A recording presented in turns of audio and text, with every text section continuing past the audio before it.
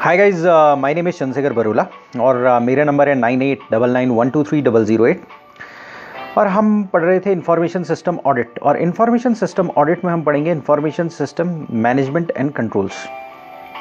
और information system management and controls में हम आ गए थे कैटेगरीज ऑफ कंट्रोल टेक्निक्स। तो हमने ये जाना था कि इंटरनल कंट्रोल को हम कई कैटेगरीज में डिवाइड कर सकते हैं। ये कैटेगरीज ऑर्गेनाइजेशनल कंट्रोल है, मैनेजमेंट कंट्रोल है, फाइनेंशियल कंट्रोल है, डेटा प्रोसेसिंग और एनवायरनमेंट का कंट्रोल है, फिजिकल एक्सेस कंट्रोल से फिजिकल एक्सेस कंट्रोल्स के बारे में हम पढ़ चुके हैं, लॉजिकल एक्सेस कंट्रोल्स है इसके बारे में भी हम पढ़ चुके हैं, system development life cycle controls हैं वो भी हम पढ़ चुके हैं, बिजनेस कंटिन्यूटी प्लानिंग के बारे में पढ़ चुके हैं उनके कंट्रोल्स और एप्लीकेशन कंट्रोल्स। तो ये करीब 9 कंट्रोल्स हैं और इनके बारे में हम एक के बाद एक पढ़ेंगे। और इसका हमारा जो एम ये है कि हम मैनेजमेंट कंट्रोल्स के बारे में थोड़ा सा जानकारी प्राप्त करें ताकि इंफॉर्मेशन सिस्टम ऑडिटर के रूप में अगर हम किसी ऑर्गेनाइजेशन में जाएंगे तो इसे ईजिली हम ऑडिट कर सकें। तो सबसे पहले है ऑर्गेनाइजेशनल कंट्रोल। तो ऑर्गेनाइजेशनल कंट्रोल में के लिए सबसे पहले ऑर्गेनाइजेशन स्ट्रक्चर जानना बहुत ज़रूरी है और क्या क्या चीज़ें इन्फ्लुएंस कर रही हैं इस ऑर्गेनाइजेशन स्ट्रक्चर को, ये जानना बहुत ज़रूरी है। तो किसी भी ऑर्गेनाइजेशन के ऑर्गेनाइजेशन स्ट्रक्चर को बहुत सारे एलिमेंट इन्फ्लुएंस करते हैं। उसकी ओनरशिप क्या है, उसके शेयर होल्डर्स कौन कौन हैं, किस तरीके से क्या शेयर होल्डिंग पैटर्न है, बोर्ड ऑफ डायरेक्टर्स कौन से हैं, और उसके बाद कई बार क्या होता है कि रेगुलेशन भी कुछ मैंडेट करती है। रेगुलेशंस भी कहती है कि भाई ऑर्गेनाइजेशन का पर्टिकुलर स्ट्रक्चर ये होना चाहिए और वो ऑर्गेनाइजेशनल स्ट्रक्चर ये इन्फ्लुएंस करता है कि ऑर्गेनाइजेशन के सिस्टम के इंटरनल कंट्रोल कितने पावरफुल होंगे या ऑर्गेनाइजेशन के जो कंट्रोल्स होंगे उसमें क्या इफेक्ट आएगा। तो जैसे फॉर एग्जांपल अगर एक जैसे कंपनीज एक्ट इंडिया का एक ऑडिट कमेटी इम्प्लीमेंट करने की बात करता है, तो आपको एक ऑडिट कमेटी इम्प्लीमेंट करनी है, तो वो एक ऑर्गेनाइजेशन का स्ट्रक्चर हो गया जो कंट्रोल को आपका अफेक्ट करेगा। और ये ऑडिट कमेटी क्या है, डायरेक्टली ऑडिटर इस कमेटी को रिपोर्ट करेगा। तो इसका मतलब ये है कि इस पर्टिकुलर ऑडिट कमेटी कंट्रोल्स देखेगी, ऑर्गेनाइजेशन में कंट्रोल्स किस लेवल के हैं ये देखेगी। इसके एडिशन में एक रेगुलेटर जो होगा वो ये कह सकता है भाई, वो रिकमेंड कर सकता है या कह सकता है कि ऑडिट डिपार्टमेंट किस तरह का होना चाहिए या बाकी डिपार्टमेंट किस तरह की होनी चाहिए, रिपोर्टिंग पैटर्न क्या होना चाहिए, सीनियर मैनेजमेंट को क्या चीज़ें रिपोर्ट होनी चाहिए और ऑडिट कमिटीज़ को क्या रिपोर्ट होनी चाहिए। तो उसके अलावा डेलीगेशन ऑफ रिस्पॉन्सिबिलिटी अथॉरिटी के बारे में भी रेगुलेटर कह सकता है। तो यानी कि बहुत सी चीज़ें हैं जो ऑर्गेनाइजेशन के स्ट्रक्चर को इन्फ्लुएंस करती हैं और ऑर्गेनाइजेशन के स्ट्रक्चर को क्योंकि वो इन्फ्लुएंस करती हैं, ऑर्गेनाइजेशन कंट्रोल्स को भी वो अफेक्ट करेंगी। तो सबसे पहले हम कहीं पर भी जाएंगे तो हम सबसे पहले ऑर्गेनाइजेशनल स्ट्रक्चर देखेंगे और ये देखेंगे क्या क्या चीज़ें उस ऑर्गेनाइजेशनल स्ट्रक्चर को इन्फ्लुएंस कर रही हैं। अगर कोई रेगुलेशन है, अगर कोई रेगुलेटर है, अगर कोई लॉ है तो वो जनरली पॉजिटिवली इन्फ्लुएंस करेगी। अगर share holder board of directors हैं तो वहाँ पर वेस्टेड इंटरेस्ट पैदा हो जाएंगे। तो हमें वो देखना पड़ेगा इनका क्या पैटर्न है, क्या वेस्टेड इंटरेस्ट है, कौन ओनर है, कौन मेजॉरिटी होल्डर है। मेजॉरिटी होल्डर है तो वो माइनॉरिटी शेयर होल्डर्स के इंटरेस्ट को हैम्पर तो नहीं कर रहा है। बोर्ड ऑफ डायरेक्टर्स में कौन है, वही मेजॉरिटी शेयर होल्डर्स तो नहीं है बोर्ड ऑफ डायरेक्टर्स में। तो एक ऑर्गेनाइजेशन, एक रियल डिस्ट्रीब्यूटेड ऑर्गेनाइजेशन जो है, डिस्ट्रीब्यूटेड होल्डिंग वाला ऑर्गेनाइजेशन जो है, एक प्रोफेशनल ऑर्गेनाइजेशन जिसमें शेयर होल्डर्स अलग हैं, बोर्ड ऑफ डायरेक्टर्स अलग हैं, उसमें कंट्रोल्स होने की ज़्यादा संभावना है। और जिस कंट्री में रेगुलेटर्स ने आपकी ऑडिट कमिटीज़ बनाने के लिए मैंडेट कर रखा है और कमिटीज़ बनाने के लिए मैंडेट कर रखा है, उन ऑर्गेनाइजेशन में कंट्रोल्स पावरफुल होने की संभावनाएं ज़्यादा हैं। उसके अलावा हमें ये भी देखना पड़ेगा कि अगर एक एंटरप्राइज है, एक ऑर्गेनाइजेशन है, उसमें कंट्रोल्स लगे हुए हैं तो कंट्रोल्स जो है डिसीजन मेकिंग प्रोसेसेस को अफेक्ट करते हैं और कोई भी ट्रांजैक्शन है उसका ऑथराइजेशन को इन्फ्लुएंस करते हैं। तो किस तरीके से वो ट्रांजैक्शन का ऑथराइजेशन हो रहा है ये जानना बहुत ज़रूरी है। तो एक कंपनी है, उसके पास लार्ज डेटा प्रोसेसिंग फैसिलिटी और सेपरेट डेटा प्रोसेसिंग हो रही है उसकी, मतलब अगर मान लीजिए सपोज एक बहुत बड़ा ऑर्गेनाइजेशन है जैसे गूगल है या फेसबुक है या और बहुत बड़े ऑर्गेनाइजेशन होते हैं, उसमें बहुत ज़्यादा बड़ी डेटा प्रोसेसिंग फैसिलिटी। असल में क्या होता है कि HP जैसे ऑर्गेनाइजेशन होते हैं या IBMs होते हैं या बैंक ऑफ अमेरिका होते हैं, तो उसमें एक सर्वर नहीं होता है, 50,000, 60,000, 70,000 सर्वर्स होते हैं।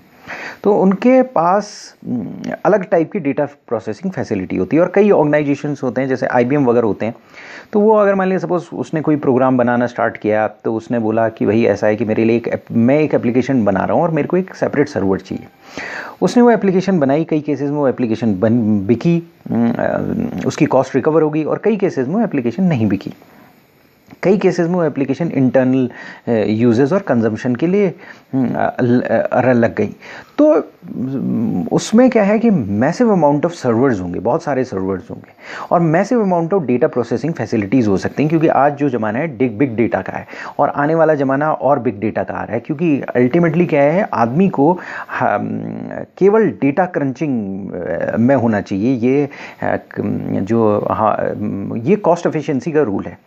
अगर आपको आदमी को एफिशिएंट बनाना है, सिस्टम को एफिशिएंट बनाना है, तो आदमी हटाने पड़ेंगे। तो क्या करना पड़ेगा कि चीज़ें ऑटोमेट करनी पड़ेंगी। तो आदमी क्या करेगा, केवल डेटा को एनालाइज करेगा और राइट टाइम पर रेस्पॉन्स करेगा और चीज़ें ठीक करेगा।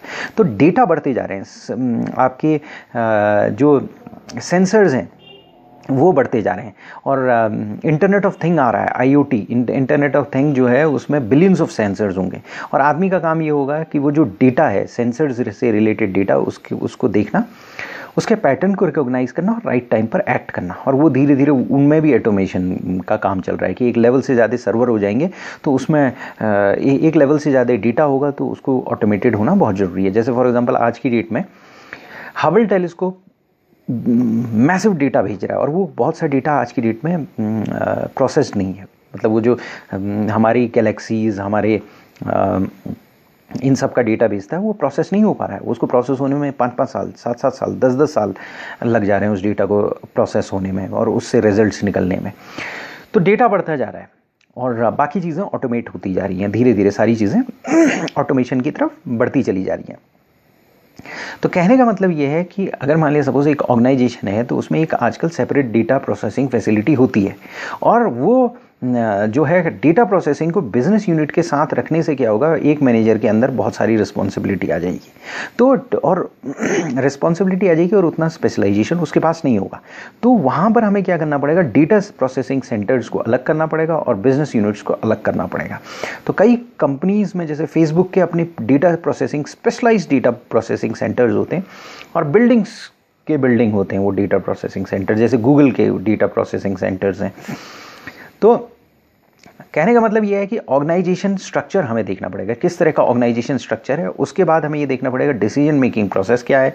उसके बाद देखना पड़ेगा सेग्रीगेशन ऑफ अथॉरिटी और रिस्पॉन्सिबिलिटी किस तरीके की है, और जिस तरीके की अथॉरिटी और सेग्रीगेशनल रिस्पॉन्सिबिलिटी होगी, उस लेवल से हमें ये देखना पड़ेगा ऑर्गेनाइजेशनल कंट्रोल्स क्या है। क्योंकि अगर डेटा एक जगह पर हो रहा है तो ऑर्गेनाइजेशनल कंट्रोल्स लैक्स हैं। एक मैनेजर उतने स्पेशलाइज्ड डेटा प्रोसेसिंग पर अपनी नज़र नहीं रख सकता, उसके लिए एक पूरी टीम ऑफ स्पेशलिस्ट चाहिए। और वहाँ पर क्या है, अलग अलग डोमेन्स क्रिएट हो रहे हैं, अलग अलग स्पेशलिस्ट क्रिएट हो रहे हैं उनके लिए। तो वहाँ पर हमें ऑर्गेनाइजेशनल कंट्रोल देखना पड़ेगा। और ऑर्गेनाइजेशनल कंट्रोल क्या है, डायनेमिक है, स्टैटिक नहीं है। कहने का मतलब ये मूव कर रहा है टाइम के अनुसार। आज की डेट में जो आपके फॉर एग्जांपल कई कंपनी है, जैसे आपकी बड़ी बड़ी कंपनी है, बैंक ऑफ अमेरिका है, इस टाइप की कंपनी है। तो उसमें क्या होता है कि आपके प्रोसेस, आपके 50,000 सर्वर्स हैं सपोज अलग अलग जगह पर, या 20,000 सर्वर हैं। तो वो जो सर्वर्स हैं वो कई केसेस में वो मैक्सिमम काम ही नहीं कर रहे हैं, पूरी तरीके यूटिलाइज नहीं हो रहे हैं। हर किसी सर्वर की कैपेसिटी 5% मिस अनयूटिलाइज्ड है, तो 5% अगर सबकी अनयूटिलाइज रहती है तो कितना अनयूटिलाइजेशन है। तो आज की डेट में क्या है, क्लाउड कंप्यूटिंग आ रही है, सारी चीज़ क्लाउड में रखी जाएगी, यानी कि वर्ल्ड वाइड स्पेशलाइजेशन किया जाएगा सर्वर का। यानी कि आपके पास सर्वर होने की ज़रूरत ही क्या है, 1 या 5 कंपनी हो दुनिया या 10 कंपनी हो दुनिया में, वो सर्वर का काम कर रही हो, वो स्पेशलाइजेशन कर रही हो, वो आपको ऑप्टिमम एफिशिएंसी दे रही हो। तो इस लेवल पर चीज़ें आ गई हैं। तो हमें ये सारी चीज़ें देखनी पड़ेंगी। ऑर्गेनाइजेशनल कंट्रोल देखना पड़ेगा। ऑर्गेनाइजेशनल कंट्रोल का मतलब ये है कि सिक्योरिटी तो है ही, कॉस्ट इफेक्टिवनेस दोनों देखनी पड़ेगी कि कॉस्ट इफेक्टिव सॉल्यूशंस हैं, सिक्योरिटी है कि नहीं। और उससे पहले हमें क्या देखना पड़ेगा कि ऑर्गेनाइजेशन का स्ट्रक्चर क्या है। ऑर्गेनाइजेशन का स्ट्रक्चर हमने बोला किस वजह से इन्फ्लुएंस होता है, board of director, share holder, ये सारी चीज़ें इन्फ्लुएंस करते हैं। ये इनमें से बहुत से वेस्टेड इंटरेस्ट होंगे अगर डिस्ट्रीब्यूटेड शेयर होल्डिंग पैटर्न नहीं होगा। अगर डिस्ट्रीब्यूटेड शेयर होल्डिंग पैटर्न है तो ऑर्गेनाइजेशन ज़्यादा अच्छी तरीके से चलेगा। उसके बाद गवर्नमेंट रेगुलेटर्स कुछ चीज़ें कहता है, जैसे ऑडिट कमेटी बनाओ कहता है रेगुलेटर, तो वो ऑर्गेनाइजेशन के लिए बेनिफिट के लिए काम करता है। तो ये सारी चीज़ें हमें देखनी होंगी। उसके बाद हमारी स्टडी ये कहती है कि ऑर्गेनाइजेशनल कंट्रोल टेक्निक्स में हम कुछ चीज़ डॉक्यूमेंट करेंगे।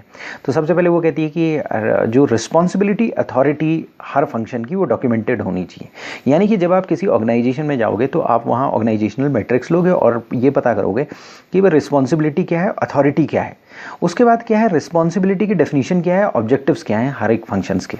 क्योंकि कई बार क्या होता है कि ऑर्गेनाइजेशन में जैसे एक सर्वर चल रहा है, कई सालों से सर्वर चल रहा है, आपका कई बार क्या होता है कि ऑर्गेनाइजेशन एक दूसरे के साथ एमलगमेट हुए, चेंज हुआ, शेयर होल्डिंग पैटर्न चेंज हुई, काफ़ी चीज़ चेंज हुआ, और ये पता ही नहीं कि ये सर्वर कितना यूटिलाइज हो रहा है, किस पर्टिकुलर काम के लिए कर रहा है, क्या काम कर रहा है, क्या मेजर वैल्यू एडिशन कर रहा है।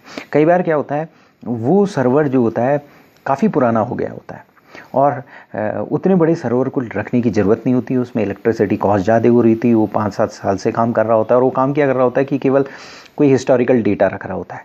जबकि आज की डेट में क्या है, उस सर्वर से 1/10 का सर्वर क्रिएट किया जा सकता है और उसमें 1/10 इलेक्ट्रिसिटी यूटिलाइज़ की जा सकती है, इससे वो सर्वर चल सकता है। तो हमें क्या करना पड़ेगा, हर एक आदमी की रिस्पॉन्सिबिलिटी, ऑब्जेक्टिव, हर एक फंक्शंस का, हर एक इंस्ट्रूमेंट क्या काम कर रहा है, ये सारी चीज़ें डॉक्यूमेंट करनी पड़ेंगी। पॉलिसी प्रोसीजर्स तो हमें डॉक्यूमेंट करनी ही पड़ेगी, जॉब डिस्क्रिप्शन भी करनी पड़ेगी, सेग्रीगेशन ऑफ ड्यूटीज़ जो है डॉक्यूमेंटेड होनी चाहिए। अगर इनमें से कोई चीज़ डॉक्यूमेंटेड नहीं है तो फिर हमें ऑर्गेनाइजेशन को क्वालिफाई करना पड़ेगा, वहाँ पर कहना पड़ेगा कि भाई ऑर्गेनाइजेशनल कंट्रोल्स जो हैं उस लेवल पर नहीं है जिस लेवल पर होनी चाहिए, क्योंकि जॉब डिस्क्रिप्शन में क्लैरिटी नहीं है, सेग्रीगेशन ऑफ ड्यूटी में क्लैरिटी नहीं है और उसका डॉक्यूमेंटेशन नहीं है, पॉलिसी और प्रोसीजर्स में क्लैरिटी नहीं है, उनका सेग्रीगेशन, उनका डॉक्यूमेंटेशन नहीं है। जब डॉक्यूमेंटेशन होगा तभी तो क्लैरिटी आएगी, तभी तो सबको पता चलेगा कि ये ऑथराइज्ड डॉक्यूमेंट है, इसके अनुसार काम होना चाहिए। तो बेसिकली ऑर्गेनाइजेशनल कंट्रोल्स के बारे में जब भी आप सोचोगे तो एक बिग ऑर्गेनाइजेशन सोचना पड़ेगा आपको, तब कहीं जाकर जो हमारी स्टडी पर्सपेक्टिव देने की कोशिश कर रही है वो आपको समझ में आएगा। दूसरी बात हमारी स्टडी जो कहती है वो रिस्पॉन्सिबिलिटी और ऑब्जेक्टिव्स के बारे में कहती है। वो कहती है कि रिस्पॉन्सिबिलिटी और ऑब्जेक्टिव जो है हर आईएएस फंक्शंस का रिस्पॉन्सिबिलिटी और ऑब्जेक्टिव क्लियरली डिफाइन और डॉक्यूमेंट होना चाहिए। उसमें सिस्टम सॉफ्टवेयर हो, एप्लीकेशन प्रोग्रामर्स हो, सिस्टम डेवलपर हो, डेटाबेस एडमिनिस्ट्रेटर हो, ऑपरेशन हो, कोई भी हो, उनका फंक्शन क्लियरली डिफाइन और डॉक्यूमेंट होना चाहिए। जो सीनियर मैनेजर है इन सारे ग्रुप्स का और इंडिविजुअल ग्रुप्स के मैनेजर हैं, उनकी रिस्पॉन्सिबिलिटी है कि ये जो आईएएस रिसोर्स का इफेक्टिव यूटिलाइजेशन हो रहा है कि नहीं हो रहा है, और इसके लिए हर एक इंफॉर्मेशन सिस्टम रिसोर्स क्या काम कर रहा है, किसको केटर कर रहा है, ये सारी चीज़ों में क्लैरिटी होनी चाहिए। तो जो हमारा सीनियर मैनेजर है या मैनेजर्स हैं किसी इंडिविजुअल ग्रुप की, इनके ऊपर कुछ रिस्पॉन्सिबिलिटी होती है। तो ये रिस्पॉन्सिबिलिटी क्या होती है, सबसे पहले ये सीनियर मैनेजर मैनेजमेंट को वो देते हैं, इन्फॉर्मेशन देते हैं कि क्या इन्फॉर्मेशन रिसोर्सेज हैं, ताकि सीनियर मैनेजमेंट की ये तो पता चले कि स्ट्रेटेजिक ऑब्जेक्टिव्स मीट आउट कर पा रहे हैं नहीं कर पा रहे हैं, ये रिसोर्सेज अवेलेबल हैं कि नहीं है। एक आर्मी के जनरल को यही नहीं पता कि कितने टैंक्स हैं, कितने टैंक्स किस तरीके के हैं, कितने टैंक्स ख़राब हैं, कितने टैंक्स सही हैं। तो जब उसको ये सारी चीज़ें पता होगी तभी उसको वॉर के बारे में स्ट्रेटेजिक डिसीजंस ले पाएगा। वो उसको पता होगा कि मेरे पास इतने रिसोर्सेज अवेलेबल हैं। दूसरा चीज़ है जो रिसोर्सेज के एक्सपेंसेस के लिए प्लानिंग होना बहुत ज़रूरी है कि भाई आप आईएएस रिसोर्सेज के एक्सपेंशन के लिए प्लानिंग करना आपको बहुत ज़रूरी है। दूसरा, इंफॉर्मेशन रिसोर्सेज को कंट्रोल करना बहुत इम्पॉर्टेंट है। उसके बाद आपको वो फंक्शंस और एक्टिविटीज़ इम्प्लीमेंट करनी चाहिए जो कि आपके स्ट्रेटेजिक प्लान को सपोर्ट करती हैं, उसको एकम्प्लिश करती हैं। तो कहने का मतलब ये है कि उनकी रिस्पॉन्सिबिलिटी जो है, जो सीनियर मैनेजर हैं और जो मैनेजर हैं, टीम के मैनेजर हैं, एक तो वो सीनियर मैनेजमेंट को ये बताओगे कि भाई ये इन्फॉर्मेशन रिसोर्स हमारे पास है, ये प्लानिंग है एक्सपेंशन की, मतलब फ्यूचर में मैं एक्सपेंड कर रहे हैं तो ये प्लानिंग है। उसके बाद क्या है कि हम इंफॉर्मेशन सिस्टम रिसोर्सेज यूज़ कर रहे हैं तो उनकी ये प्लानिंग है, मतलब एक्सपेंशन की प्लानिंग और यूज़ की प्लानिंग कि ये हम यूज़ करेंगे, इस तरीके से यूज़ करेंगे। कि उसका ये पैटर्न होगा, उसकी इंफॉर्मेशन देनी। उसकी बात क्या है कि एक्टिविटीज़ और फंक्शंस को इम्प्लीमेंट करना, ये उनकी रिस्पॉन्सिबिलिटी होगी। इसके बाद हमारी स्टडी पॉलिसी, स्टैंडर्ड्स, प्रोसीजर्स और प्रैक्टिसेस के बारे में बात करती है। इसके बारे में हम काफ़ी बार बात कर चुके हैं, लेकिन इसके बारे में हम ऑर्गेनाइजेशनल कंट्रोल्स जो हमारा दिया है वो हमें ये बताने की कोशिश कर रहा है कि अगर ऑर्गेनाइजेशनल कंट्रोल्स चलने हैं तो सबसे पहले क्या है कि ऑर्गेनाइजेशन का जो है सही कंट्रोल्स होने चाहिए, तो सही ऑर्गेनाइजेशन का स्ट्रक्चर होना चाहिए। कहने का मतलब सही स्ट्रक्चर होना चाहिए। उसके बाद सही रिस्पॉन्सिबिलिटी और ऑब्जेक्टिव होनी चाहिए, ऑब्जेक्टिव्स डिफाइंड होनी चाहिए, रिस्पॉन्सिबिलिटी डिफाइंड होनी चाहिए। उसके बाद पॉलिसी, स्टैंडर्ड्स एंड प्रैक्टिसेस होनी चाहिए डॉक्यूमेंटेड। जब पॉलिसी, स्टैंडर्ड्स और प्रोसीजर्स डॉक्यूमेंटेड होंगे फिर उसी के अनुसार काम होगा। तो यानी कि ऑर्गेनाइजेशनल कंट्रोल्स, अच्छे ऑर्गेनाइजेशनल कंट्रोल्स के लिए आप किसी ऑर्गेनाइजेशन में जाओगे और कहोगे कि भाई पहले ऑर्गेनाइजेशन का स्ट्रक्चर ले आओ, फिर आप समझने की कोशिश करोगे क्या है ऑर्गेनाइजेशन का स्ट्रक्चर, फिर उसके बाद आप कहोगे कि रिस्पॉन्सिबिलिटी और ऑब्जेक्टिव ले आओ कि क्या ले आओ यार, किस किस की क्या रिस्पॉन्सिबिलिटी और क्या क्या ऑब्जेक्टिव। अगर एक मैनेजर है तो उसकी क्या रिस्पॉन्सिबिलिटी है, फाइनेंस का मैनेजर है तो उसकी रिस्पॉन्सिबिलिटी क्या है, इंफॉर्मेशन सिस्टम का मैनेजर है उसकी क्या रिस्पॉन्सिबिलिटी है, सिस्टम डेवलपर है उसकी क्या रिस्पॉन्सिबिलिटी है, डेटाबेस एडमिनिस्ट्रेटर है उसकी रिस्पॉन्सिबिलिटी क्या है, ऑपरेशन में कोई बंदा है आईटी ऑपरेशंस में उसकी क्या रिस्पॉन्सिबिलिटी है। तो सबकी रिस्पॉन्सिबिलिटी आपको पता होनी चाहिए, डॉक्यूमेंट होनी चाहिए, उसकी उनकी प्लानिंग पता होनी चाहिए, उनकी क्या ये इंफॉर्मेशन सिस्टम रिसोर्सेज यूज़ करेंगे, ये सारी चीज़ें उन्हें पता होनी चाहिए, आपको पता होनी चाहिए। उसके बाद पॉलिसी, स्टैंडर्ड एंड प्रैक्टिसेस हमारी स्टडी कहती है। पॉलिसी, स्टैंडर्ड्स और प्रैक्टिसेस एक फ्रेमवर्क तैयार करते हैं जिसमें ऑर्गेनाइजेशनल स्ट्रक्चर काम करेगा और रिस्पॉन्सिबिलिटी और ऑब्जेक्टिव को एग्जीक्यूट करते समय वो उन पॉलिसी, स्टैंडर्ड्स, प्रोसीजर्स और प्रैक्टिसेस को लागू करेगा। तो बेसिकली हम ये कहें कि पॉलिसी, स्टैंडर्ड, प्रैक्टिसेस वो स्टैंडर्ड्स या इंस्ट्रक्शन है जो और सारे इंफॉर्मेशन सिस्टम पर्सनल को फॉलो करने पड़ेंगे। वैसे तो ऑर्गेनाइजेशन में सबको फॉलो करने पड़ेंगे, लेकिन ये information system policy, standard, procedure और प्रैक्टिसेस की बात हो रही है। तो इंफॉर्मेशन सिस्टम पर्सनल्स को ये policy, standard, practices, procedures follow करने पड़ेंगे जब वो अपनी असाइन ड्यूटी को फुलफिल कर रहे हैं। तो पॉलिसीज़ के बारे में हमने पढ़ लिया था कि ये रूल्स या बाउंड्रीज़ हैं जिसके जो पैरामीटर्स आपको फॉलो करने पड़ते हैं और इन्हीं बाउंड्रीज़ में अथॉरिटी डेलीगेट की जाती है इंडिविजुअल्स को, और क्या कहते हैं इंडिविजुअल्स को इन पॉलिसीज़ को फॉलो करना पड़ता है। प्रोसीजर्स जो हैं इंस्ट्रक्शंस हैं, इंडिविजुअल को इन पॉलिसीज़ के अंतर्गत जो इंस्ट्रक्शंस दिए जाते हैं वो प्रोसीजर्स हैं, और उनको अपना डेली टास्क ऐसा काम करने के लिए ये प्रोसीजर्स फॉलो करने पड़ेंगे। तो ये पॉलिसीज़ और प्रोसीजर्स में डिफरेंस है, मतलब ये हम ऑलरेडी पढ़ चुके हैं। तो एक चीज़ बहुत इम्पॉर्टेंट है कि जब एक ऑर्गेनाइजेशन है और उसकी रिस्पॉन्सिबिलिटी बढ़ गई है और उसमें policy, standard, procedure, practices crystallise हो चुकी हैं, तो सारे व्यक्ति, ऑर्गेनाइजेशन के सारे एम्प्लॉय इन पॉलिसी, स्टैंडर्ड, प्रोसीजर्स और प्रैक्टिसेस को फॉलो करेंगे। जैसे फॉर एग्जांपल अगर मान लिया सपोज कोई चेंज करना है एग्जिस्टिंग प्रोग्राम में, तो ये यूज़र के द्वारा अप्रूव्ड होना चाहिए, इंफॉर्मेशन सिस्टम मैनेजमेंट के द्वारा होना चाहिए, अप्रूव होना चाहिए, इससे पहले कि प्रोग्रामर और एनालिस्ट उसमें काम शुरू करें। तो यानी कि अगर प्रोग्राम में कोई चेंजेस हो रहे हैं तो यूज़र अप्रूव करे और उसके बाद इंफॉर्मेशन सिस्टम मैनेजमेंट अप्रूव करें, उसके बाद प्रोग्रामर और एनालिस्ट उसमें काम करेंगे। तो ये एक पॉलिसी का एक एग्जाम्पल है। तो इस टाइप से ये पॉलिसीज़ हैं। अगर मान लिया सपोज आप एक प्रोग्रामर कोई चेंजेस करना चाहता है तो उसको ये दो चीज़ें करना बहुत इंपॉर्टेंट है।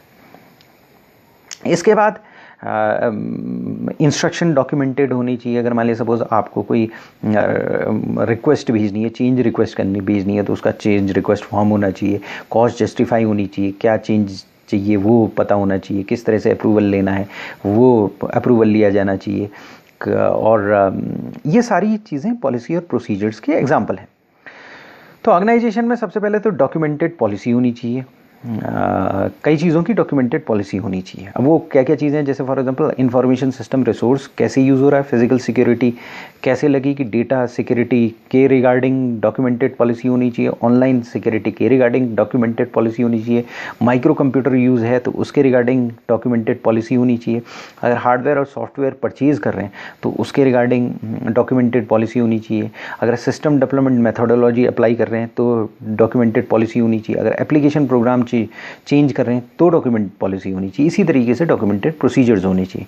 डॉक्यूमेंटेड प्रोसीजर सारे प्रोसेसिंग एक्टिविटीज़ के लिए होने चाहिए। तो ये ही पॉलिसी और प्रोसीजर्स, मतलब जितनी भी डेटा प्रोसेसिंग एक्टिविटी है किस तरह से होंगी उसके लिए डॉक्यूमेंटेड प्रोसीजर्स होनी चाहिए। ऑडिटर क्या करेगा, जाएगा और कहेगा भैया डॉक्यूमेंटेड पॉलिसी और प्रोसीजर लिया, और फिर उसी के अनुसार ऑडिट करना स्टार्ट करेगा। इसके अलावा जो है हमारी स्टडी कहती है कि जॉब डिस्क्रिप्शन भी डिफाइन होना चाहिए। हर एक लास्ट लेवल तक आप जॉब डिस्क्रिप्शन बना लीजिए ऑर्गेनाइजेशन का, तो वो ऑर्गेनाइजेशन के लिए बेनिफिशियल होता है। तो उसके लिए रिस्पॉन्सिबिलिटी और अकाउंटेबिलिटी आ जाती है। मतलब मैनेजमेंट की expectation, specific expectation job performance के द्वारा एम्प्लॉय के पास पहुंचती है, और एम्प्लॉय के ऊपर एक रिस्पॉन्सिबिलिटी और अकाउंटेबिलिटी जॉब डिस्क्रिप्शन फ्रीज करता है। तो जॉब डिस्क्रिप्शन होना बहुत इंपॉर्टेंट है किसी भी ऑर्गेनाइजेशन में। इसके बाद सेग्रीगेशन ऑफ ड्यूटी बहुत इंपॉर्टेंट है। सेग्रीगेशन ऑफ ड्यूटी क्या करती है, कॉन्फ्लिक्ट रेजोल्यूशन करती है। हर एक आदमी को एक पर्टिकुलर ड्यूटी दी तो वो ये देखती है कि कहीं ये फ्रॉड तो नहीं कर सकता है, ये डिस्करेज करती है फ्रॉड को। मतलब जो सेग्रीगेशन ऑफ ड्यूटी है वो हम अपनी सीए के कोर्स में पढ़ चुके हैं, और नॉर्मली हम जानते हैं कि सेग्रीगेशन ऑफ ड्यूटी बहुत ज़रूरी है। रोटेशन ऑफ पर्सनल बहुत ज़रूरी है। बंदे को छुट्टी देना 10 या 15 दिन की बहुत ज़रूरी है। तो अगर आप ड्यूटी सेपरेट कर रहे हो तो कोलिजन ज़रूरी हो जाता है फ्रॉड करने के लिए। तो जो आपका सेपरेशन है वो एक्यूरेसी चेक फोर्स करता है, हर एक आदमी पर एक्यूरेसी फोर्स चेक करता है। तो जिससे क्या होता है कि अब पुलिसिंग हो सकती है बंदे की, मतलब एक आदमी दूसरे आदमी की मिस्टेक्स निकाल सकता है और पुलिसिंग हो सकती है सेग्रीगेशन ऑफ ड्यूटी से। सेग्रीगेशन ऑफ ड्यूटी से ये फ़ायदा है। तो सेग्रीगेशन ऑफ ड्यूटी के एग्जांपल्स हैं, जैसे for example system software programmer जो होगा, अगर कोई सिस्टम सॉफ्टवेयर प्रोग्रामिंग ग्रुप है तो एप्लीकेशन प्रोग्रामिंग ग्रुप से वो डिफरेंट होगा। मतलब सिस्टम सॉफ्टवेयर का एक ग्रुप प्रोग्राम कर रहा है और एप्लीकेशन प्रोग्रामिंग का दूसरे ग्रुप की रिस्पॉन्सिबिलिटी है। इस तरह से डेटाबेस एडमिनिस्ट्रेटर जो होगा वो दूसरी डेटा प्रोसेसिंग एक्टिविटी से रिस्पॉन्सिबिलिटी, जॉब रिस्पॉन्सिबिलिटी उसकी अलग होगी। कंप्यूटर हार्डवेयर ऑपरेशंस का ग्रुप अलग होगा, मतलब सॉफ्टवेयर का अलग होगा।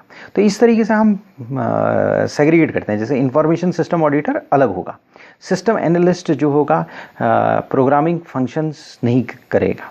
उसके बाद अगर मान लिया सपोज फिज़िकल या डेटा या ऑनलाइन ग्रुप सिक्योरिटीज़ हैं तो इनके फंक्शन सेग्रीगेटेड होंगे। तो ये सेग्रीगेशन ऑफ रिस्पॉन्सिबिलिटी है। Segregation of responsibility conflicting interest को रिजॉल्व करती है। दूसरी बात, एक दूसरे पर चेक क्रिएट करती है। तीसरी बात, पुलिसिंग क्रिएट करती है। चौथी बात, एक आदमी के काम को दूसरा आदमी चेक कर सकता है। तो ये सारे बेनिफिट जो है सेग्रीगेशन ऑफ ड्यूटी के हैं। तो मैनेजमेंट को ये देखना पड़ेगा, सीनियर मैनेजमेंट को ये देखना पड़ेगा कि हर एक के रोल्स एंड रिस्पॉन्सिबिलिटी डिवाइडेड है और सेग्रीगेशन ऑफ ड्यूटीज़ के अनुसार डिवाइडेड है। किसी भी एक आदमी क्रिटिकल प्रोसेसेस को सबवर्ट ना कर पाए, और मैनेजमेंट को ये ध्यान देना होगा कि व्यक्ति वही रिस्पॉन्सिबिलिटी या वही ड्यूटी निभा रहे हैं जो उन्हें दी गई है। उससे ज़्यादा तो नहीं निभा रहे हैं, उससे ज़्यादा जॉब फंक्शंस तो नहीं निभा रहे हैं। तो फंक्शनल पर्सपेक्टिव से देखा जाए सेग्रीगेशन ऑफ ड्यूटी कई फंक्शंस की सेग्रीगेशन ऑफ ड्यूटी कर सकती है। जैसे इंफॉर्मेशन सिस्टम यूज़र अलग होगा, डेटा एंट्री वाला अलग होगा, कंप्यूटर ऑपरेशन वाला अलग होगा, नेटवर्क में जो मैनेज कर रहा है वो अलग है, सिस्टम एडमिनिस्ट्रेटर जो है वो अलग है, सिस्टम को डेवलप कर रहा है और मेंटेन कर रहा है वो अलग बंदा है, चेंज मैनेजमेंट कर रहा है वो अलग बंदा है, सिक्योरिटी एडमिनिस्ट्रेशन कर रहा है वो अलग बंदा है, और जो सिक्योरिटी ऑडिट कर रहा है वो बंदा अलग है। लेकिन ये इसके लिए बड़ा ऑर्गेनाइजेशन होना जरूरी है। अगर बहुत छोटा ऑर्गेनाइजेशन है, एक ऑर्गेनाइजेशन है जिसमें 20 आदमी प्रोग्रामर के रूप में काम करते हैं, तो फिर सेग्रीगेशन ऑफ ड्यूटी, वहाँ लाइन ब्लर्ड हो जाती है। लेकिन वहाँ पर क्या होता है कि सुपरवाइज़र कंट्रोल कर सकता है, उसे पता होता है कि 20 आदमी क्या काम कर रहे हैं। लेकिन जब ये 20,000 होने लगते हैं ये आदमी, तो फंक्शनल पर्सपेक्टिव से आपको हर एक चीज़ को सेग्रीगेट करना पड़ता है, क्योंकि हर सेग्रीगेशन से क्या है, स्पेशलिस्ट पैदा होते हैं।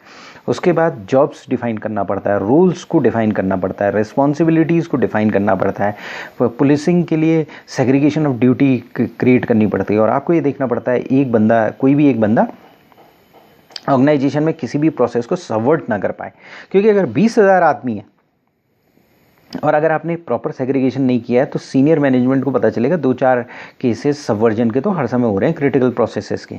तो एक ऑर्गेनाइजेशन 2-4 प्रोसेसेस सबवर्जन के प्रोसेसेस अलाउ नहीं करेगा। वो कहेगा कि इतने लोग भाग गए, वहाँ पता ही नहीं चलेगा कि कितने एम्प्लॉय आए, कितने एम्प्लॉय गए।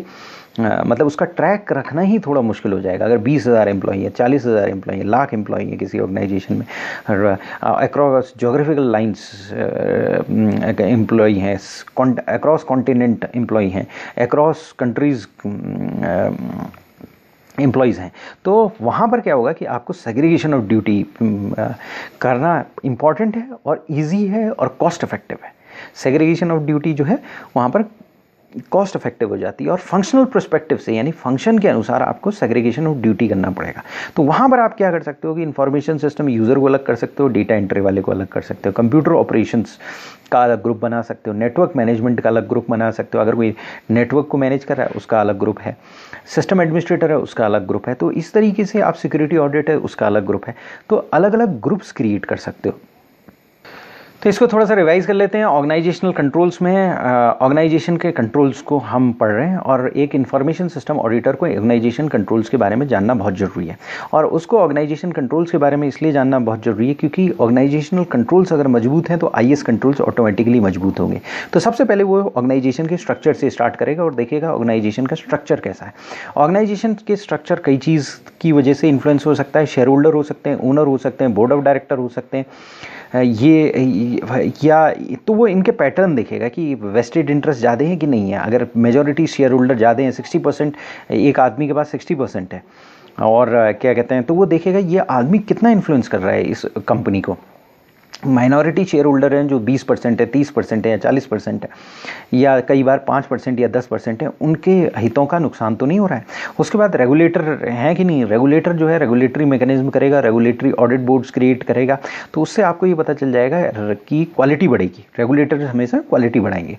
तो कितने रेगुलेटरी अथॉरिटीज़ के रेगुलेशंस के अनुसार ऑडिट कमेटी बनी है कि नहीं बनी है, ये सारी चीज़ें आप देखोगे और उससे आपको एक पता चल जाएगा ऑर्गेनाइजेशनल कंट्रोल कैसा है। उसके बाद आप क्या करोगे, डिसीजन मेकिंग प्रोसेसेस देखोगे और उसमें आप ये देखोगे रिस्पॉन्सिबिलिटी और ऑब्जेक्टिव्स से डिफाइंड हैं कि नहीं है। हर एक आदमी का एक ऑर्गेनाइजेशनल स्ट्रक्चर बनेगा। ऑर्गेनाइजेशनल स्ट्रक्चर बनने के बाद आप ये देखोगे कि भाई रिस्पॉन्सिबिलिटी और ऑब्जेक्टिव्स डिफाइंड हैं कि नहीं है, एग्जैक्टली डिफाइंड है कि नहीं है, और ये डॉक्यूमेंटेशन है कि नहीं है, उसके डॉक्यूमेंटेशन मंगाओगे। रिस्पॉन्सिबिलिटी डिफाइंड है, ड्यूटी सेग्रीगेट हो रही है, जॉब डिस्क्रिप्शन डिफाइंड है। देखिए सबसे पहले तो ऑर्गेनाइजेशन स्ट्रक्चर आप देखोगे, उसके बाद रिस्पॉन्सिबिलिटीज़ देखोगे। रिस्पॉन्सिबिलिटीज़ देखकर आपको पता चल जाएगा लोगों की क्या रिस्पॉन्सिबिलिटी है, क्या ऑब्जेक्टिव्स हैं। रिस्पॉन्सिबिलिटी जो डिफाइंड है वो सेग्रीगेशन ऑफ अथॉरिटी डिफाइन करते हुए सेग्रीगेशन ऑफ अथॉरिटी का यूज़ किया गया है कि नहीं किया है, principles of segregation of authority का यूज़ किया गया है कि नहीं किया है।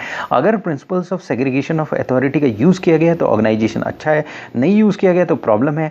फिर लास्ट में आप देखोगे सेग्रीगेशन ऑफ ड्यूटी के बाद जो जॉब डिस्क्रिप्शन मिला है हर एक बंदे को, वो उसके अनुसार काम कर रहा है कि नहीं कर रहा है, या उसके सही जॉब डिस्क्रिप्शन है कि नहीं है, उसका फ्रीज्ड है कि नहीं है, क्रिस्टलाइज्ड है कि नहीं है। उसके बाद पॉलिसी, स्टैंडर्ड, प्रोसीजर और प्रैक्टिसेस के अनुसार काम हो रहा है कि नहीं हो रहा है। डॉक्यूमेंटेड पॉलिसीज़ हैं कि नहीं है, आपके इंफॉर्मेशन सिस्टम रिसोर्सेज के यूज़ के लिए डॉक्यूमेंटेड पॉलिसी है कि नहीं है, फिजिकल सिक्योरिटी के लिए डॉक्यूमेंटेड पॉलिसी है कि नहीं है, डेटा सिक्योरिटी के लिए डॉक्यूमेंटेड पॉलिसी है कि नहीं है, ऑनलाइन सिक्योरिटी के लिए डॉक्यूमेंटेड पॉलिसी है कि नहीं है। तो आप देखोगे डॉक्यूमेंटेड पॉलिसी है कि नहीं है और फिर ये देखोगे डॉक्यूमेंटेड प्रोसीजर्स हैं कि नहीं है। तो जब आप देखोगे अगर किसी ऑर्गेनाइजेशन में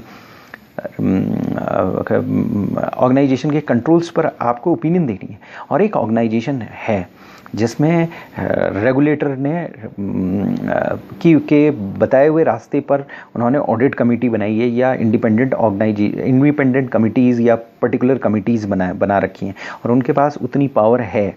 और उसके बाद रिस्पॉन्सिबिलिटी डिफाइंड है, ऑब्जेक्टिव्स डिफाइंड है, पॉलिसी प्रोसीजर्स प्रैक्टिसेस डिफाइंड है, डॉक्यूमेंटेड है, हर चीज़ के पॉलिसीज़ स्टैंडर्ड प्रोसीजर्स डिफाइंड है, डॉक्यूमेंटेड है, लोग उसके अनुसार काम कर रहे हैं, लोगों को उनकी नॉलेज है। और उसके बाद सेग्रीगेशन ऑफ ड्यूटी है, लास्ट लेवल तक जॉब डिस्क्रिप्शन है। तो इसका मतलब ऑर्गेनाइजेशन इंटरनल कंट्रोल बहुत मजबूत है। इसका सिंपल मतलब निकलता है, as a information system auditor आप जाओगे, ऑडिट करोगे तो आप जो है आपको एक चीज़ आपके लिए बहुत अच्छी रहेगी और वो चीज़ ये है कि आप ये कह सकते हो कि ऑर्गेनाइजेशन की सिक्योरिटी आप देखोगे मजबूत होगी, सिक्योरिटी को आप बहुत अच्छी जल्दी फाउंड ट्यून कर सकोगे, आप ये देखोगे। क्योंकि हर एक आदमी को अपनी रिस्पॉन्सिबिलिटी पता है, हर एक का सेग्रीगेशन ऑफ अथॉरिटी ड्यूटी है, तो उसको पता है कि उसको क्या जॉब करना है, उसको पता है, वो धीरे धीरे उस एरिया में स्पेशलिस्ट हो जाएगा। उसके पास जो इन्वायरमेंट होगा वो उसको स्पेशलाइजेशन करने में हेल्प करेगा उन पर्टिकुलर एक्टिविटीज़ के लिए। तो बेसिकली आपको इन सब चीज़ों से ऑर्गेनाइजेशनल कंट्रोल्स का आइडिया हो जाएगा। As an information system auditor आपको ऑर्गेनाइजेशनल कंट्रोल्स का आइडिया हो जाएगा। अगर ये सारी चीज़ें नहीं हैं तो इसका मतलब लूप होल्स हैं। तो आपको नेचर और एक्सटेंट जो है अपनी टाइमिंग और एक्सटेंट जो है अपनी चेकिंग का सब्सटेंटिव प्रोसीजर्स का बढ़ाना पड़ेगा और उनको फिर उसी के अनुसार उनको आपको ओपिनियन देनी होगी। उनको बताना पड़ेगा भैया तुम्हारे पास प्रॉपर सेग्रीगेशन ऑफ ड्यूटी नहीं है, जॉब डिस्क्रिप्शन नहीं है, रिस्पॉन्सिबिलिटी और ऑब्जेक्टिव नहीं है। इसका मतलब लोग एफिशिएंट नहीं है, आपका ऑर्गेनाइजेशन एफिशिएंट नहीं है आपका। इसका मतलब इंफॉर्मेशन सिक्योरिटी तो क्या आपका अभी तो ऑर्गेनाइजेशन का एक स्ट्रक्चर ही इम्प्लीमेंटेड नहीं है। जब आप ऑर्गेनाइजेशन का स्ट्रक्चर इम्प्लीमेंट नहीं कर पा रहे हो तो आप अपने ऑर्गेनाइजेशन को सिक्योर कैसे बनाओगे? अगर युद्ध हो रहा है तो आदमी को पता नहीं कि सेनापति कौन है, उपसेनापति कौन है, घोड़े में युद्ध करने कौन जाएगा, टैंक में युद्ध करने जो कौन जाएगा, इन्फेंट्री बटालियन कौन सी, हेलीकॉप्टर में कौन चढ़ेगा। तो रूल्स एंड रिस्पॉन्सिबिलिटी डिफाइन नहीं है तो लड़ाई क्या करोगे आप? अगर आपको युद्ध करने के लिए बोला जाएगा, आपको पता ही नहीं कि आपको गन लेनी है कि क्या लेनी है। जब सब आदमी को ये पता चल जाएगा, एक इन्फेंट्री वाले को पता होगा कि मेरे को बंदूक चलानी है, तो एक को पता होगा हेलीकॉप्टर चलाना है, वहाँ से मिसाइल चलानी है, एक को पता होगा मुझे टैंक चलाने हैं, तो अल्टीमेटली वो अपने टैंक में जाएगा, वो अपने हेलीकॉप्टर उसमें जाएगा। तो एक मिनिमम अमाउंट ऑफ स्पेशलाइजेशन तो ऑटोमेटिकली हो ही जाएगा उसका। रिस्पॉन्सिबिलिटी और इनका सेग्रीगेशन है। अगर आदमी टैंक में जा रहा है, उसको पता है मुझे टैंक चलाना है, तो टैंक में जा रहा है, रोज़ प्रैक्टिस कर रहा है, तो अल्टीमेटली वो सीख ही जाएगा और अपने देश की सुरक्षा करने में पॉसिबल हो ही पाएगा। लेकिन अगर एक आर्मी में जाते हो तो पता ही नहीं चलता है। उसने कहा आप क्या काम करते हो? जी अभी रिस्पॉन्सिबिलिटी सेग्रीगेट ही नहीं हुई है, मुझे टैंक चलाना है कि मुझे पैदल उसमें भाग लेना है, या इन्फेंट्री में हूँ मैं कि टैंक में हूँ कि आर्मर्ड डिवीज़न में हूँ या किस चीज़ में हूँ, मुझे पता ही नहीं है। अगर वो ये कह रहा है तो इसका मतलब प्रॉब्लम है। आर्मी, इसका मतलब आर्मी जो है वो हारने के लिए बिल्कुल तैयार खड़ी है। लेकिन एक आदमी आता है, उसके वो अल्फ़ा ब्राउ बटालियन खड़ी हो जाती है सामने और वो कहती है जी हम इस चीज़ में स्पेशलाइज करते हैं, ये गन ये क्वालिटी की गन है हमारी, हम हैवी इन्फेंट्री वाले हैं, लाइट इन्फेंट्री वाले हैं। लाइट इन्फेंट्री वाले हैं तो हमारे पास लाइट गन है, और लाइट गन है तो उसको पता है कि मेरे पास लाइट गन है, इस कैलिबर की लाइट गन है, इसकी ऑफेंस क्वालिटी ये है, उसका ये है। अगर कोई बंदों को पता नहीं होगा उस बटालियन में तो जनरली बाकी आदमी उसको बता देंगे, उसको समझा देंगे कि भाई ये गन है, इसकी ये काम है।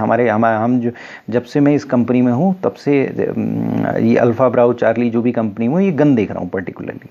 तो कहने का मतलब ये है कि फील आ जाता है, एक आइडिया आ जाता है, ऑर्गेनाइजेशनल स्ट्रक्चर को देखते ही कंट्रोल्स का आपको आइडिया आ जाता है। थैंक्स।